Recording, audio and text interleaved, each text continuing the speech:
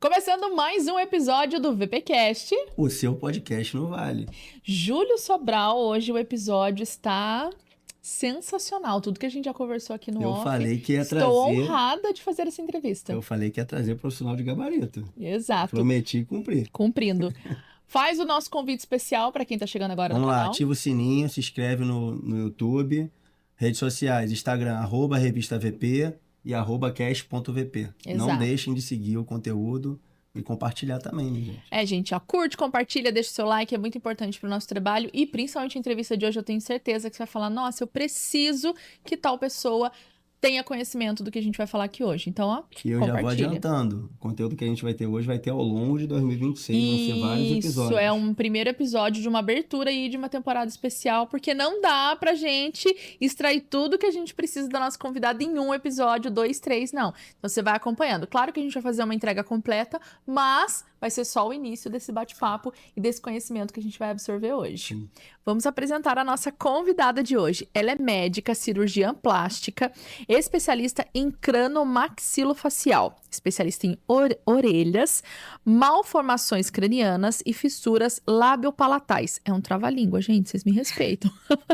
Fellow nos Estados Unidos e na Europa, da equipe Cefil, Hospital Municipal Nossa Senhora do Loreto. Cirurgia plástica e craniomaxilofacial com atuação no Cefil. Especialista em malformações congênitas, craniofaciais complexas, fissura labiopalatina e cirurgia estética reparadora. Falar um pouquinho do currículo, gente.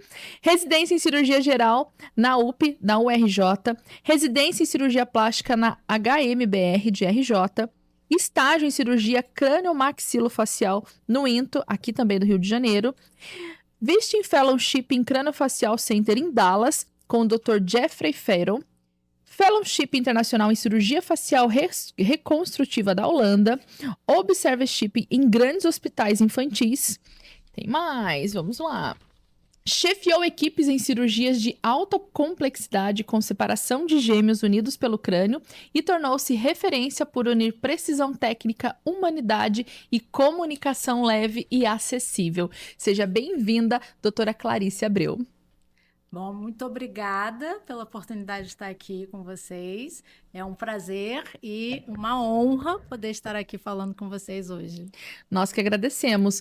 Bom, a gente falou palavras difíceis aqui porque são palavras que a gente não está acostumado a falar. É difícil. Eu queria antes que a senhora pudesse explicar pra gente, doutora, malformações cranianas. Ali a gente está falando de todos os tipos de malformações e quais são elas? Quando a gente está falando de malformações cranianas, são problemas congênitos, a criança nasce com um problema no crânio, na região do crânio. As mais comuns são as cranioestenoses. Cranioestenose é quando o crânio ele se fecha antes da hora, a criança nasce ali com moleira, né, com umas linhazinhas, né, que são as suturas cranianas, que é justamente para permitir que aquele crânio cresça, se desenvolva, e aí algumas crianças, elas acabam nascendo com a moleira fechada, né, o crânio fechado. E aí isso faz com que esse crânio fique apertando o cérebro, né? Sem deixar esse cérebro crescer e se desenvolver. Então, das malformações cranianas, as cranioestenoses são as mais comuns. Curiosidade, porque aqui eu tô de leiga. Essa malformação craniana que o crânio fica fechado, já é nítido, a gente consegue ver, ou é algum exame que detecta? Quando a criança nasce, normalmente já tem uma alteração craniana. Obviamente, muitas crianças nascem com a cabeça amassada, né? Isso acaba atrapalhando, às vezes, o diagnóstico. Assim, é normal, nasceu amassadinho, vai desamassar. E aí, o que acontece? Algumas crianças não desamassam, fica num aspecto bem característico, a tendência é piorar. O diagnóstico é clínico. Assim, a gente não precisa de um exame de imagem para o diagnóstico. Assim, você olha, examina a criança, você olha para a cabeça da criança, você dá o diagnóstico do tipo de cranioestenose, porque depende da sutura que está ali acometida. Mas, assim, a gente acaba pedindo depois uma tomografia computadorizada para uma questão até jurídica, né? Pedir autorização para convênio e tal. Mas o diagnóstico é clínico. Só que você tem que saber que existe. Exato. Né? E essa é a grande dificuldade. Eu tô vendo aqui que você trabalha no Hospital Municipal do Loreto, né? Rede pública. Isso. Na rede pública tem uma fila muito grande para esse tipo de caso. Qual é a estatística? Tenho curiosidade de saber a estatística da quantidade de casos que tem, porque é um tipo de malformação que a gente não ouve falar no dia a dia pelo que pesquisando o seu currículo e toda a sua área de atuação, a gente viu que tem filas no SUS esperando para operar e tem pessoas que não têm oportunidade disso e pode levar a óbito a essa fila ou não pode? Como que você possa explicar? Na verdade, assim, nas malformações cranianas, você não vai ter um óbito por não ter operado. Você pode ter um prejuízo do desenvolvimento neurológico dessa criança, ela pode ter um atraso cognitivo. Se for um caso em que esteja muito apertado, que aí leva a uma hipertensão dentro do crânio, aquilo ali pode ter repercussão visual também. Então, você pode levar alguns déficits funcionais na criança. Assim, óbito já é um pouco assim, menos comum, a não ser nos casos mais graves, que aí tem síndromes associadas, que são um pouquinho mais graves. Mas o Cefil, no Loreto, o Loreto é um hospital, é o maior centro de referência no Rio para tratamento de paciente fissurado, com fissura lábio-palatal.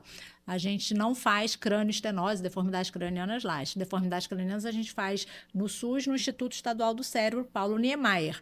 Aí o Loreto é uma referência de fissura. IEC, né? IEC, isso. O IEC é que faz as cranianas. Normalmente, a regulação não demora muito. Essas malformações mais raras, elas costumam ter uma entrada mais fácil, desde que você já tenha o diagnóstico, né? Então, é um hospital essencialmente cirúrgico. Então, eles não estão lá para dar o diagnóstico. Ela é diagnosticada no posto de saúde, na clínica da família, né, na região próxima de casa, e já é referenciada para lá e não costuma demorar nessa fila para cirurgia, porque realmente não é uma demanda tão alta assim. Já os fissurados é o contrário. Os fissurados é a malformação congênita mais comum da face, né? Fissura de lábio, de palato.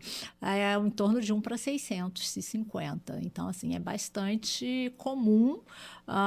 E a gente tem cirurgias toda semana. Não tem também uma fila, porque as maternidades do município, do estado, elas já são orientadas a encaminharem automaticamente o paciente fissurado para os centros de referência. Então, a gente já recebe o bebezinho na incubadora. Nossa, ele é transportado de ambulância na incubadora para fazer o moldezinho da plaquinha no palato, para poder tirar a sonda, conseguir mamar e poder ir para casa e sair da maternidade. Então, não tem uma fila grande de espera, não. A gente consegue dar conta do recado, graças a Deus. Isso no estado do Rio, na cidade do Rio. Tem conhecimento como é esse cenário no Brasil?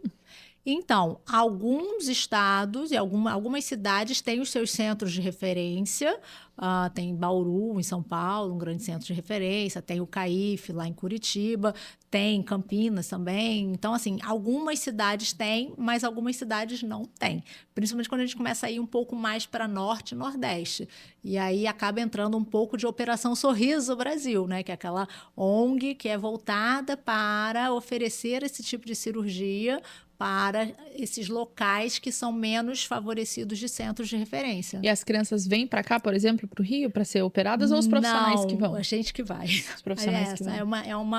É uma missão, né, voluntária. Então, a gente vai como voluntário, aí a gente vai lá, chega lá, leva todo o material, né, a ONG leva todo o material, a gente vai, a gente opera, fica lá uma semana, opera todo mundo que é triado naquele período. E aí, todo ano tem, né? Todo ano vai, e aí tem vários locais diferentes no Brasil. E aí, com isso, você consegue meio que tentar suprir essa demanda, né, nos lugares onde não tem os centros. Doutora Clarice, agora vamos voltar um pouco e falar sobre você. Primeiro, o início da medicina, como foi? Você sonhava desde pequena com a medicina ou não? Não, eu nunca sonhei em fazer medicina. É muito engraçado, né? Nossa, porque revelação, hein? é um choque, né? Mas assim, na verdade, eu me formei muito nova na escola, né? Eu formei com 17 anos e eu não tinha parado muito para pensar nessa coisa de o que fazer. Você chega no terceiro ano, você faz aquela teste vocacional e tal, e aí eu estava esperando a pessoa, né, o orientador virar e falar, você tem vocação para isso, né? E aí eu fiz o ano inteiro aquelas entrevistas, aquelas marcações e tal, e quando eu cheguei no resultado, ele falou assim, então, o seu resultado, você é bom em todas as matérias, você pode fazer o que você quiser. Uau! Aí eu fiquei assim, Aí eu fiquei muito frustrada, né? Falei assim, porque eu não tinha Queria o muita norte, né? coisa Queria o assim, norte. né? Eu gostava de desenhar, eu gostava muito. Eu cheguei a fazer aqueles treinamentos de habilidade específica, pensei em fazer arquitetura, desenho industrial, porque eu gostava muito dessa coisa de arte, de desenho, mas eu não estava me sentindo assim muito segura, né? E eu estava esperando ele definir. Aí ele virou e falou assim: você pode fazer até medicina, porque você vai bem em todas as matérias, né? Eu era muito nerd, estudiosa. E eu falei assim: ai, não, medicina não. Medicina não. Meu pai era economista. Eu fiquei ali na dúvida e ele falou para mim assim, né? Ele falou: você pode fazer o que você quiser. Você pode chegar no dia da inscrição e marcar o X no que você quiser. E aí foi exatamente isso que aconteceu. Eu ia fazer arquitetura, aí eu cheguei na hora e falei, vou fazer economia, né? Que meu pai era economista, eu vou fazer economia. Então, assim, eu fiz economia primeiro. Né? Formada em Entrei. economia? Não Formada? formei. Eu entrei para economia, assim, tipo, naquela expectativa. No início foi tudo legal, porque é a parte mais humana.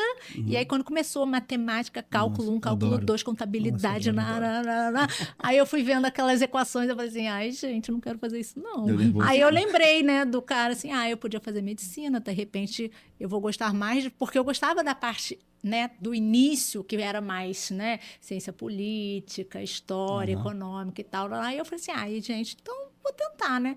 E aí fui Saiu fazer. em qual período? Eu tranquei no terceiro período. E como foi a família em casa? O pai, no caso? O pai ficou frustradíssimo, Nossa, ele imagina. ficou super chateado, falou que eu ia atrasar minha vida em 2 anos e tal, não sei o que. E a minha mãe ficou super feliz. A minha mãe assim, E aí eu descobri que os meus avós queriam ter sido médicos. Olha. E não foram porque casaram muito cedo, né? Naquela época casavam com 20 anos. A minha avó queria ser médica, casou. Meu avô queria ser médico, casou. Ela virou, né, dona de casa, do lar, engravidou e ele foi sustentar a família. Então, eles não conseguiram fazer. E aí eu descobri que a minha tia também queria ter sido médica e também casou e também interrompeu tudo. E aí a minha mãe me contou isso só depois que eu falei que eu, então vou tentar a medicina. Ela, vai ser a realização do sonho da família, porque seus avós queriam e não conseguiram. Forte, né? E a sua tia queria e também não conseguiu. E aí A sua tia é viva? Minha tia é viva. E seus avós chegaram a ver você se formar? Então, o meu avô, ele faleceu 1 ano antes de eu entrar na faculdade. E a minha avó, ela já estava com Alzheimer, então ela não se deu conta. Mas assim, eu tenho certeza que eles viram, né? Sentiram de lá. Então, foi uma coisa muito não planejada, não programada. Mas quando eu entrei para a medicina, tudo fez sentido, né? O que eu sentia em economia era assim, gente, não sei se é isso, não sei se é. E quando eu entrei em medicina, eu falei assim, gente, que legal, que maneiro, né? Dava aquele frio na barriga. Cirúrgico, sangue e tal. E eu Mas tinha muita matemática também. Que legal. Eu consegui pular a parte de estatística, porque eu levei meu currículo de economia, eu não tive que fazer a bioestatística. Aí, faz economia primeiro para pular estatística. Não, mas depois eu me arrependi, porque eu acho que é importante para fazer estudo científico e tal, você ter a questão da estatística. Mas foi uma coisa assim que eu fui me encontrando, foi assim, nossa, é muito mais legal, assim, para mim, né? Óbvio, não desmerecendo de forma alguma, tenho grandes amigas economistas hoje, porque eu fiz amizades que mantive a vida toda e super respeito, super entendo, mas assim, para mim não fazia sentido. E aí na medicina tudo fez sentido, tudo foi assim, nossa, é isso, né? É uma profissão que tem que ter vocação? Tem. Além de... Porque hoje a gente vê os jovens, né? Todo mundo hoje, você perguntar para a maioria dos jovens que quer fazer, que gostaria de fazer, muitos falam medicina, engenharia, arquitetura, são as profissões... né? São as profissões que são tradicionais, né? Medicina, advocacia... eu acho E às vezes chega lá, não consegue nem passar do primeiro e segundo período. Eu né? acho que você tem que ter, assim, eu acho que o mais importante que ter vocação para você fazer medicina é você gostar de gente. Você tem que gostar de gente. Assim, a não ser que você vai ser radiologista, vai ficar vendo exame, vai fazer uma área de pesquisa, uma coisa mais de laboratório. Mas se você vai para a clínica, para a cirurgia, você tem que gostar de pessoas, né? E eu acho que foi isso que eu fui me identificando, porque eu gostava de pessoas, né? Eu gostava de atender. Né, eu demorava o dobro do tempo das minhas amigas, né, fazendo os ambulatórios, né, de clínica e tal. Elas assim, você fala demais, você conversa demais. Eu falei, mas eu tenho que conversar, né? Eu tenho que entender o que é aquela pessoa, né? Aquela pessoa não é uma hipertensão, não é um diabetes. Aquela pessoa é uma pessoa que toma café o dia inteiro, é uma pessoa que se estressa e por isso está hipertensa. Então, assim, você tem que, né, não só prescrever um remédio, né? E isso é uma coisa que eu sempre fui, né? E mencionando isso, eu tenho um trauma de ir em hospital, né? E toda vez que eu ia, eu ficava, pô, cara, o cara nem olhou na minha cara, o médico nem olhou na minha cara. Pô, aí é diferente quando você é tratado, o cara vai, conversa, faz um diagnóstico ali, antes uma anamnese mais detalhada. É diferente, você se sente até melhora na hora. Antes de tomar o remédio, você já A se sente adesão ao acolhido. tratamento é muito melhor quando Então, você... eu acho muito importante esse trabalho da parte da medicina, do acolhimento. Porque Isso é uma tem coisa pessoas... desde sempre, porque era meu, assim, eu gostava de... Eu ficava nas enfermarias conversando, até mesmo, assim, quando eu não sabia nada, né? Tipo, terceiro, quarto ano, eu indo lá para plantão de coronária, eu não sabia nem o que era noradobutano, não sei o que, aquelas medicações todas cardíacas, e eu, assim, eu ficava lá conversando com os pacientes, assim, né? Ficava assim, ai, o que a senhora tem e tal, não sei o quê. E sempre foi uma coisa que eu gostava, das histórias, de ouvir as histórias, né, das pessoas. E eu acho que isso foi uma coisa que eu fui me encontrando, porque não era uma coisa que era um sonho de criança, né? Aí eu sempre quis ser médica e tal, mas eu fui me encontrando, aquilo ali foi me dando prazer, né? Assim, nossa, eu gosto de atender, eu gosto de cuidar das pessoas, né?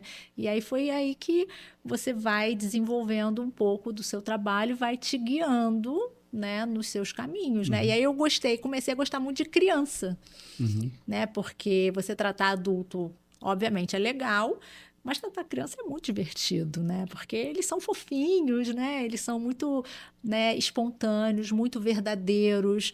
E aí, assim, eu vi assim, eu falei, gente, é muito legal cuidar de criança, né? E aí foi aí que eu Qual foi o comecei a... momento de eu despertar, assim, que vou escolher cirurgia plástica, vou trabalhar com malformação, vou trabalhar com malformação com crianças? Como que foi, qual foi É uma o missão, gatilho, né? né? Como Qual foi chegou o nesse caminho. gatilho, o fomento para poder chegar Eu tentei nessa várias especialização? coisas, né? Eu pensei em várias especialidades, pensei em cirurgia cardíaca, ai, não, é muito difícil, é muito masculino, muito fechado, não sei o quê. Pensei em cardiologia, não consegui ouvir as coisas, não dá para fazer. Ah, vou fazer, então, cirurgia em mulher, obstetrícia e tal, não sei o quê. Ai, não gosto de, né, não Porque primeiro gostei e decide tal, não ser sei o quê. plástico, né? Aí depois Aí cirurgião, eu né? falei assim, aí uma amiga minha queria fazer cirurgia geral, ela era muito certa, convicta, ela disse, vai lá comigo no plantão, que eu tô com vergonha de ir sozinha. Eu fui para fazer companhia, né? E aí eu pensei, ai, que legal. Aí o professor ficava ensinando a dar ponto com a mão. Aí acadêmico adora ficar aprendendo a dar ponto, né? Aí a gente dando ponto no ponto, eu falei, é legal isso aqui, esse troço de cirurgia, né? Mas eu não queria fazer geral, ela queria fazer prócto e tal. Aí eu, né, falei, vou fazer cirurgia, né? E aí eu pensei em fazer cirurgia pediátrica, vou fazer criança, né, e tal, mas eu rodei na plástica quando estava na geral, e eu falei assim, as cirurgias plásticas também são bem interessantes, porque é muita coisa de Arquiteta, né? detalhe, Tinha um viés de né? Eu desenho, gostava né? de desenhar e tal. E aí fiquei na dúvida, prestei para as duas. Aí passei para pediátrica e fiquei na espera para plástica, né? Na fila de espera para plástica. Comecei pediátrica, aí me encantei com paciente pediátrico, mas a cirurgia pediátrica em si, a especialidade, eu falei assim, não é bem isso e tal. Passei depois para plástica, larguei a pediátrica, falei assim, cirurgia plástica, uau, né? Nossa, você usar o próprio corpo para reconstruir. Você pega o abdômen, faz uma mama, pega a testa, faz um nariz. Eu pego uma costela, faz uma orelha. Eu falei assim, nossa, que maneiro, né? Assim, achava aquela coisa assim super criativa, né? Como alguém pensou um dia em fazer isso, né? E aí eu senti a falta das crianças, né? Eu falei, pô, mas as criancinhas eram tão legais também. E aí eu lá, né, como residente, fazendo curso da sociedade aqui no Rio, tinha um professor, né, o Dr. Ricardo Cruz, que dava aulas belíssimas, era cirurgião crânio, maxilofacial. E aí ele falando, assim, aquelas aulas muito eloquentes, muito assim. E aí ele falou de malformações congênitas, porque é uma área de atuação dentro da cirurgia crânio-facial. Eu olhei e eu falei assim, dá para fazer criança, dá para fazer plástica em criança. E ele era tão fantástico, as aulas deles eram tão cativantes, aquela pessoa assim, muito inspiradora. Eu falei assim, aí eu ficava lá na R1, assim, o primeiro ano de residência, gente, esse cara é fantástico, eu quero fazer isso. Eu quero ser que nem ele. Eu quero fazer criança, eu vou fazer essas coisas. Aí descobri que tinha fissuras, as fissuras de lá. E aí comecei a ver que tinha várias coisas que podiam ser, né? A plástica podia atuar em crianças. Eu falei, é isso. Eu já saí da pediátrica, mas eu gosto do paciente e eu gosto da plástica, vou juntar as duas coisas. E aí foi isso. Aí eu falei, eu vou fazer crânio facial com ele, fiz o fellow com ele, né, no INTO, e aí ele sabia que eu gostava muito de congênita e ele era mais de uma escola de trauma. A formação dele era mais de trauma. Ele fazia congênita, logicamente, mas ele assim, você tem que ir para fora. Vai para fora, tem os centros fora para você aprender com os centros de congênita, que é o que você gosta. Então, ele foi um grande incentivador para eu correr atrás, né, de me aprofundar Aproveita nisso, agora né? para nossa Câmara fazer um agradecimento para ele. Ele, infelizmente, ele faleceu de Covid em 2020, foi uma perda precoce, né? Mas ele sempre está nas minhas palestras, nas minhas aulas, eu boto sempre foto com ele está sempre sendo lembrado e assim, Bacana. foi uma perda muito grande para a cirurgia crâniofacial no Brasil, né? Assim, era uma pessoa insubstituível, assim, incrível, né?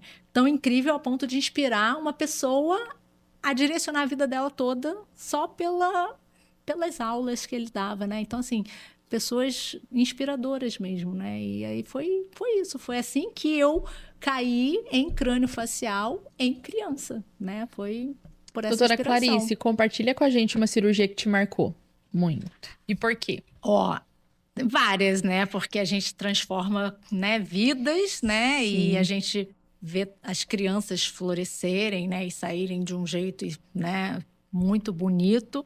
A gente vê as mães também muito emocionadas. Isso, assim, é uma coisa que marca muito. Isso é uma coisa também que me toca muito, né? Que, assim, nossa, é muito legal você entregar uma criança que estava toda, né, deformada por uma malformação grave e você vê ela toda bonitinha e aí a mãe chora. Então, aquilo ali Muitas das realmente vezes são famílias que já estão com o emocional já abalado, são situações delicadas, né? Mas eu acho... gostaria de saber também, além da cirurgia, depois, como que também você cuida do seu emocional, para poder lidar com toda essa explosão de sentimento do ano anterior e depois da entrega. É um mix de emoções, tanto daquela preocupação se vai dar certo, se não vai, se o filho vai sobreviver, se vai ficar perfeito, se não... que mexe com o sonho, né, da família, mexe com toda a família, não é só a criança ali. Então também queria saber como que você cuida do seu emocional, porque tem que ser muito forte para poder lidar com esse mix de emoções. Mas é o mais legal, né? O mais legal. A cirurgia que eu acho, assim, o caso mais impactante,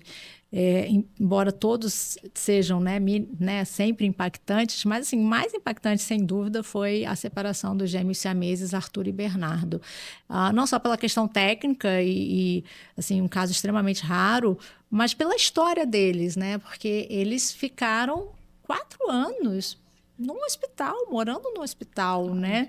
Até conseguir fazer. O caso deles era um caso muito complexo, né? Os cérebros eles estavam oblíquos, eles não estavam em topo, então a separação era mais difícil. Foi contraindicada por um especialista internacional, não tem como separar. E o neurocirurgião, né, daqui do Rio, o Dr. Gabriel Mufarrege, ele bancou, ele falou assim, não, vamos tentar, vamos fazer. E aí, assim, toda a sequência das cirurgias, todo o processo, a família ali junta, unida, envolvida, o hospital inteiro. Então, o quarto deles era todo personalizado, tinha tatame, tinha as fotos, tinha as coisas. Então, assim, o hospital inteiro se mobilizou, né? Eles já faziam parte da história do hospital. Um projeto, né? E o caso, então, assim, foi... assim, lindo, né? Assim, quando eles separaram mesmo, foi uma coisa assim emocionante, né? E foi muito legal porque por conta dos meus fellows, né, lá fora, eu conheci um cirurgião lá em Londres que era referência. E aí eu falei assim, eu apresentei ele pro Gabriel, né? Eu falei assim, então, você é referência, o meu neuro aqui, né, queria conversar e tal. E ele veio para cá pro Brasil para ajudar na separação, que foi um ponto assim, né, eles hoje são super amigos, né, e tal. Depois ele veio no outro caso que a gente teve também. Então, assim, essas pequenas conexões ali, né, que fazem as coisas funcionarem e fluírem. Então, realmente foi um caso, assim, que foi muito emocionante. Quando eles saíram separados, né, e a mãe falou assim, meus filhos estão separados, e aí ela começou a chorar, e a equipe inteira, assim, 40 pessoas chorando junto, né, então, assim, a gente chorando, todo mundo chorando. Então, em termos de marcar, assim, de emoção, foi, assim, um caso bem emocionante. Agora me gerou mais curiosidade, então vamos aqui, né, um assunto mais íntimo. Nessa cirurgia, as crianças já saíram totalmente finalizadas? Que na verdade, assim, foram várias cirurgias. Eles fizeram várias cirurgias com a neurocirurgia para ir separando pedacinhos dos cérebros. Não foi uma cirurgia Não só, foi uma só. porque eles já estavam muito grandes e a área de interseção entre os cérebros já era muito extensa, então foram feitas várias cirurgias para ir separando os cérebros aos pouquinhos, para ninguém sofrer, né? Ninguém ter nenhum tipo de isquemia, nenhum tipo de problema ali com os cérebros. Então, eles fizeram, acho que 7 cirurgias com a neurocirurgia. Depois, com a gente botou os expansores. Aí, o Bernardo perdeu o expansor uma semana antes da separação. A gente tentou ali reverter aquilo. Então, assim, e depois ele teve uma complicação no pós-operatório. Eu ainda tive que levá-lo em sala várias vezes, até fechar totalmente, mas eles saíram completamente separados na última cirurgia, nessa cirurgia, né, de 40 horas de cirurgia, a gente dormindo no centro cirúrgico, no chão do centro cirúrgico, que são os bastidores que não aparecem. Que ninguém conta. Então, assim, é um processo. Depois as complicações também, que também não aparecem, mas assim, a gente vai manejando, vai levando. Agora eles estão já em reabilitação e a gente agora vai terminar de concluir, se Deus quiser, a cranioplastia, porque ficou faltando muito osso, né? Então agora a gente tem que refazer essa calota deles. Então, realmente, em termos de emoção, eu acho que, assim, naquele dia foi aquele dia, assim, inesquecível, sabe? Assim, um dia incrível. Agora, tem muita história, assim, muita história. Já está escrevendo livro, doutora? Não, mas devia, né? Porque, assim, é muita história emocionante, assim, muita história emocionante. A produção, contra a doutora no final. Fazer a edição do livro dela. Agora, lidar com, né, a emoção, né? Eu tenho muitas pessoas, eu recebo muitos residentes que são médicos em formação, né, em cirurgia plástica, que estão ali em treinamento, eles visitam o nosso hospital e tal. E aí eles ficam falando assim: ai, doutora, isso aí é muito complicado, é triste. Como é que a senhora consegue trabalhar com isso? Chega a criança toda deformada e tal, uma história triste, né? A mãe ali toda chateada, frustrada. E aí o que eu explico para eles assim é que eu não vejo dessa forma. Eu não vejo como, coitada, eu trabalho com uma coisa feia. Eu falei assim, não, uma coisa que está deformada, né? Um paciente. Eu falei assim, não, eu não trabalho. Eu não vejo dessa forma, eu vejo assim, eu entrego uma criança reconstruída. Eu reabilito e entrego uma criança normal para a mãe. Então, isso para mim é o que ajuda, né? Assim, o emocional, né? Porque você vê, às vezes, casos bem impactantes, não tem nariz, não tem um pedaço, né, do rosto, e você fala assim, vou fazer e vai melhorar. Né? E aí, assim, o emocional, o que ajuda é você saber que no final a mãe vai ficar ótima, a criança vai ficar ótima, vai ficar todo mundo feliz. Então, isso é o que ajuda no emocional. Porque, assim, os casos são graves, são difíceis, mas você saber que você é aquela luz de esperança para aquela família, aquilo ali te dá sabe, uma serenidade de, assim, é isso. Eu já recebi mãe que nem era tão grave, era uma fissura, tinha umas bridas e tal. E a mãe falou assim, eu não estou preparada, doutora. Eu não estava preparada, não tive diagnóstico, não estava preparada, não estou preparada ainda, criança com 3 meses. Eu falei assim, fica calmo, vai dar tudo certo. Ele vai ficar lindo, que ele é lindo. Eu até botei a foto dele lá no Instagram agora, que ele veio para revisão. Eu falei, vai ficar tudo certo. Porque o dedo, não sei o que. Esquece o dedo, você parar, vai ficar tudo ótimo. Ele vai mexer a mão, dedo pequenininho, não tem problema, ele vai pegar as coisas aqui e tal. Né? Esquece, vai dar tudo certo. E ela me falou, né, agora, passados 4 meses, assim, eu só consegui suportar porque você disse para mim que ia dar tudo certo. E hoje é Deus no céu e a doutora Clarice na terra, porque o meu filho tá lindo, maravilhoso e tal. E aí eles curtem e tal. Então, assim, é essa beleza que eu tento mostrar para os meus residentes. Assim, vocês estão vendo só o que chega, vocês não acompanham depois como você muda a família inteira. A família inteira fica... Né? Tipo, passa a ver o filho como um filho perfeito, normal. É uma cicatriz só que fica, cicatrizes, né? Marcas, né? Que ficam e tá tudo bem. Então, assim, eu não tenho, assim... a questão emocional para mim, o resultado que traz o equilíbrio emocional. Com certeza. Doutora, você já fez cirurgias complexas, né, em vários lugares do mundo, né? Já visitou vários países. O que muda na região, na localidade? Lembrando que são cirurgias complexas. Na verdade, assim, eu visitei vários centros especializados né, em vários países. O que muda, principalmente, a organização, né, que são extremamente organizados, são, assim, é tudo muito, assim, sistematizado, isso é uma diferença enorme. A organização...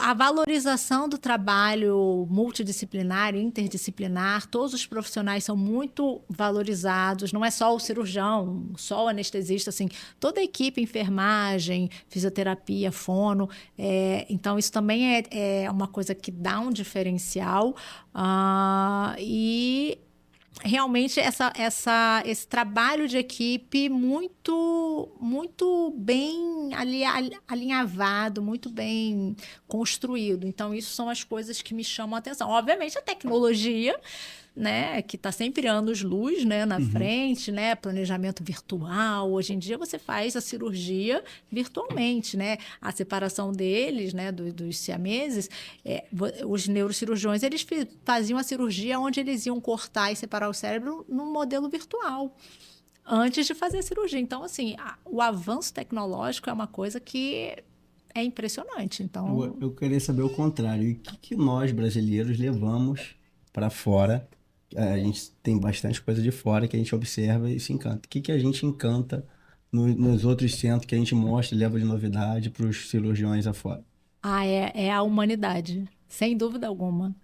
Eles ficam impressionados assim com a forma como você trata o paciente, porque eles tendem a ser um pouco mais, não vou dizer secos, mas assim, um pouco mais técnicos, diretos, e não tem essa coisa do aconchego, né? Então, assim, eu quando recebo pacientes de fora do Brasil, é uma coisa que eles falam, ai, gente, vocês são muito simpáticas, vocês são muito amorosas, né? Vocês saem abraçando a gente, isso não existe, né? E assim, pacientes meus daqui, que vieram de fora, assim, não existe isso no meu país.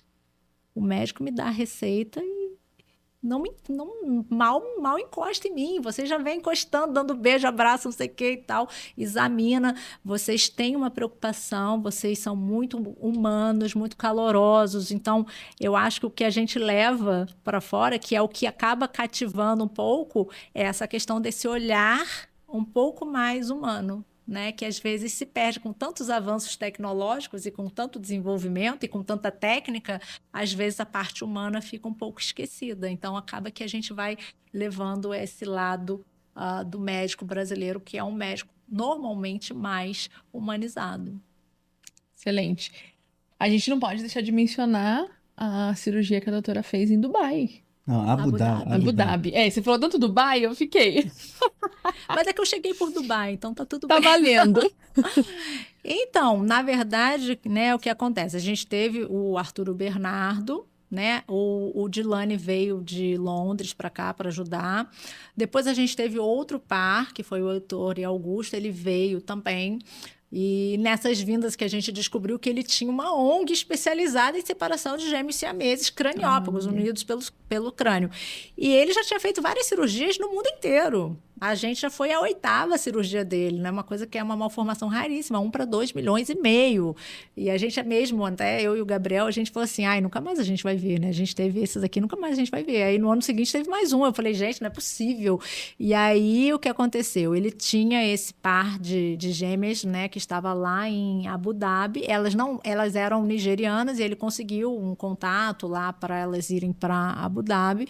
E ele mudou a técnica, ele aprimorou a técnica, ainda não foi divulgada, ele ainda vai divulgar, ainda não está em mídia, mas aí na hora da separação final, ele virou para o Gabriel e falou assim, você acha que a Clarice iria? O Gabriel, iria sim, pode chamar. E eu estava no meio das férias, né? Foi janeiro, eu estava no meio das férias com os meus filhos, eu estava na Colômbia, e aí eu estava horas antes, e eles falavam, eu só via depois e tal, não sei o quê. E aí foi tudo assim, né? Meio... eu cheguei num dia, viajei 2 dias depois, assim, foi só troquei a mala e fui, né? E cheguei no dia da cirurgia, virada, né? Tipo, 2 horas da manhã eu tinha que estar. Cheguei às 3 da manhã no hotel, né? E aí eu tinha que estar às 5 no lobby. E aí eu fui assim, né? E aí foi assim: eu era a única mulher cirurgiã. Tinham outras mulheres, né, na anestesia, as enfermeiras, né, as instrumentadoras, mas em campo cirúrgico eu era a única mulher, né, estrangeira. Então foi assim, e eu estava dividindo a responsabilidade, né, da reconstrução crâniofacial com um cirurgião crâniofacial super experiente lá de Londres, que eu visitei quando eu era, né, recém-formada. E assim, aquilo ali para mim foi uma coisa assim, nossa, que honra, né? Eu assim, ai, doutor Danway, ai, nossa, que honra. Eu assim, tiro uma foto minha com ele. Eu era total, ainda estava ali, né, aquela cabeça de ex-residente, assim, ai, gente, ele tá na mesa Passou um comigo, filme na né? cabeça. Então, assim, eu fiquei assim, nossa, como, né? Jamais iria imaginar. E foi ótimo, foi um sucesso. Tá para ser divulgada ainda, mas assim, fui para lá por conta disso, das conexões, né, do meu estágio no exterior, E da de ter sua conhecido. referência. E ele virou e falou para mim assim, uma coisa que foi super bacana, porque ele falou assim, eu tinha vários cirurgiões que eu poderia chamar no meu país, mas eu tive no Brasil, eu vi você operar e eu vi que você tinha uma coisa especial, de diferente, e eu queria que você tivesse aqui. E aí eu fiquei com o olho cheio d'água, assim, né? Na frente da mesquita de Abu Dhabi, ele falando aquilo, e eu falei assim, nossa, que incrível. E aí era uma coisa assim, meio de energia mesmo, né? Ele falou assim, eu queria que você tivesse aqui. Ele falou isso na frente do Gabriel, né? Do neurocirurgião que estava também. E eu fiquei assim, nossa, que bacana, né? Que legal, né? Assim, não é só uma questão técnica, né? É a questão de você ter um olhar ali diferenciado, né? E É o foi. seu olhar, doutora Clarice. E aí foi uma coisa assim que marcou, assim, né? Porque tava virada, operei na adrenalina, chegou uma hora que eu já tava assim, já meio assim, não, descansa um pouquinho. Aí depois eu voltei e a gente terminou e ficou tudo bem, graças a Deus. E foi incrível. Que lindo. Nós sabemos que também a medicina, né, em si, ainda mais a sua especialidade, o cirurgião em si tem que estar sempre frequentemente estudando. É uma dedicação muito exclusiva à profissão, é um sacerdócio, né? E eu queria saber um pouco da Clarice por trás do jaleco. Como que é lidar com isso, ter tempo para lidar com os filhos, lidar com o marido, lidar com a casa. Como que é o seu dia a dia e como que você tenta fazer esse equilíbrio com a rotina também de mãe, de esposa, de... É difícil, né? Assim, a gente fica ali equilibrando pratinhos, né? E às vezes meus filhos assim, você vai voltar para casa? Eu falei, vou, mas você já vai estar dormindo. Então, assim, para eles é como se você não tivesse voltado, né? E às vezes até a cirurgia vai até mais tarde. É difícil. A cirurgia do Arthur e do Bernardo, eu estava amamentando, né? O meu filho mais novo era bebê. E eu não voltei para casa, eu dormi no hospital, né? A cirurgia virou à noite. E, assim, faz parte, né? Então, o que acaba me ajudando muito é justamente minha rede de apoio, meu marido, né, que trabalha home office, ele dá esse suporte, esse apoio. Mas, assim, eu fico lá, eu pego a agenda, vamos ver, dever de casa, vamos lá. Vamos estudar. Aí, ó, prova de alemão. Aí eu fico lá estudando alemão. Tô aprendendo alemão, né? Graças a eles. E vou lá, vamos estudar. E então, assim, nos momentos mais importantes, eu tento estar sempre presente. Mas é óbvio que a gente perde muita coisa, né? E aí a família acaba suprindo. Eles estão ótimos, muito bem, não tem ninguém traumatizado, graças a Deus. Mas eu tento. Aí vamos fazer aula de desenho. Aí eu vou fazer aula de desenho junto. Aí levo para aula de desenho. Aí tem o futebol, vamos ver o campeonato de futebol, né? Tem a apresentação de fim de ano, vamos ver a apresentação de fim de ano. Aí, final de semana, eu tento não marcar nada, né, de cirurgia, a não ser uma urgência, uma coisa assim, para poder estar, né, nas Tempo de qualidade, festinhas, para poder estar brincando, estar ali com eles. Então, assim, a gente tenta compensar, mas é uma profissão realmente que te suga muito, né, te demanda muito. Tem sempre um paciente mandando uma mensagem, alguma coisa e tal, e eles assim, ai, sai do celular. Eu falei, peraí, meu filho, eu estou respondendo a paciente, já vou sair e tal. E aí a gente vai compensando nas férias, nas viagens, nos finais de semana, de noite, né? Vamos estudar junto e tal. Mas assim, é difícil, é difícil. Qual é o hobby da doutora Clarice Abreu? Atualmente, desenhar. Eu voltei a fazer desenho, uma coisa que eu sempre gostei, né? Desde sempre, tenho desenhado. Eu gostava muito de dançar também. Hoje em dia, eu acabo tendo mais dificuldade na questão de tempo, né? Assim, não sobra muito tempo, né? Para ir para uma aula de dança e tal, mas eu já fiz aula de dança também. Basicamente, essas, assim, movimento e arte. Excelente. Bom, como a gente disse, a nossa primeira entrevista, ela seria ali muito mais para a gente conhecer mesmo um pouco da doutora Clarice. E aí depois a gente vai se aprofundar, porque é um assunto que tem muito conteúdo para que a gente aprenda, Ju, né? Trazer conhecimento mesmo. E claro, depois a gente vai poder ter a dúvida também da nossa audiência. Então, se você já ficou com alguma dúvida, se você tem algo que queira compartilhar, pode deixar no comentário, que a gente vai anotar para a doutora Clarice poder compartilhar o conhecimento, trazendo resposta no próximo episódio. Certo, Sobral? Certo.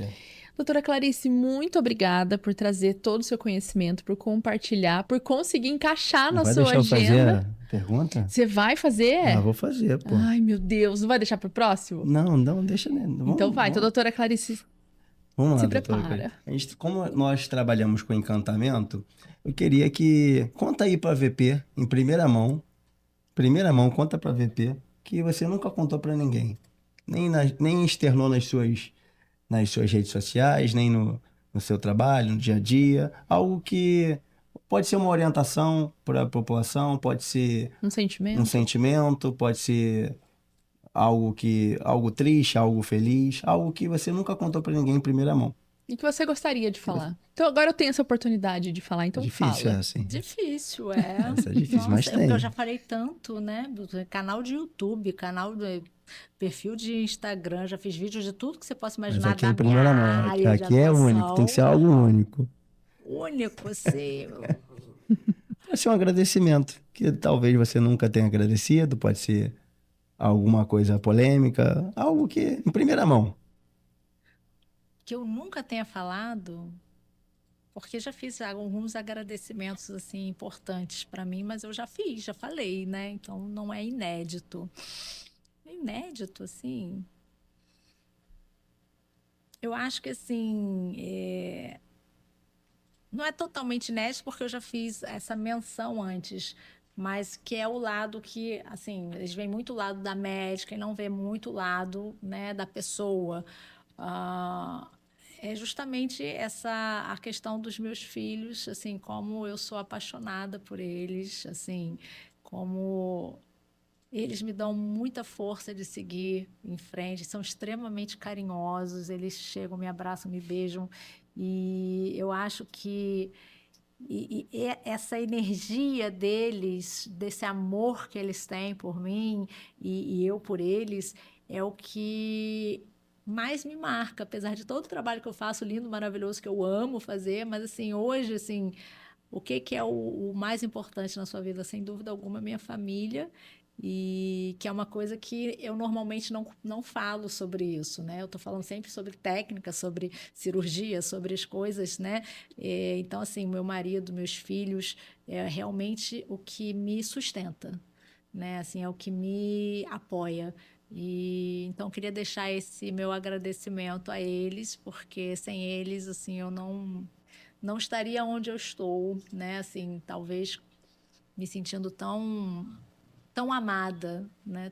Tão feliz. Então, eu acho que isso é o mais importante para mim hoje. Muito bom. Você Com pode certeza terminar eles agora, ficaram Marcelo. felizes de Um ouvir esse dia eles carinho. vão olhar e vão ouvir, vão Esse ver. carinho, tá registrado. Agora sim, né, Sobral? Vamos Chegamos encerrar? ao fim desse episódio. Esse episódio que terá continuações, como eu já disse para vocês. Doutora, muito obrigada. Como eu disse, a gente sabe a importância de você estar aqui hoje, né? De conseguir encaixar esse horário na sua agenda. Então, obrigada mesmo, de coração. Por nós do VPcast e por toda a audiência que está aqui recebendo seus conhecimentos. Eu que agradeço, porque realmente poder falar do que você ama, né, e poder difundir informação esclarecer a população de coisas que são tão importantes, para mim é um prazer assim inenarrável. Assim, muito obrigada pela oportunidade. Obrigada.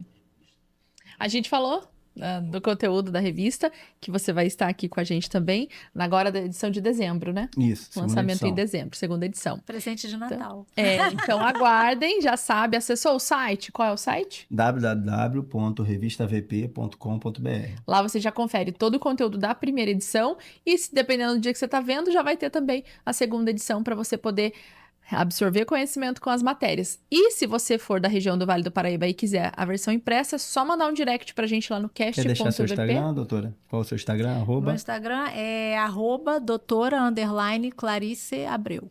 Isso. Isso, Pode segue mandar lá, direct também. compartilha. E voltando, se você quiser saber como conseguir a nossa revista edição impressa, pode mandar um direct lá, cast.vp no Instagram, que nós direcionamos onde você retirar o seu exemplar gratuitamente. Mais uma vez, obrigada, doutora, e até o próximo episódio. Até a próxima.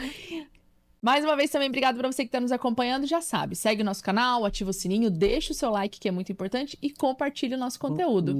O presente da doutora, você vai ganhar um símbolo do nosso Gente. carinho para você poder lembrar do nosso episódio. Olha só. Tem um que abajur lindo. também de cabeceira. Muito bom. Muito bom, obrigada. Obrigada, doutora. É você. Segue, ativa o sininho, deixa o seu like, até o próximo episódio.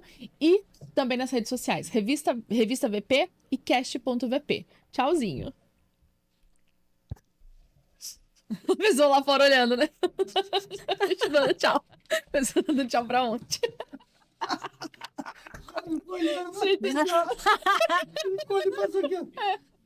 Quem é? Ai, gente, eu vou me empolgando, vou Gostou? falando. Não, Quando foi eu maravilhoso. vejo,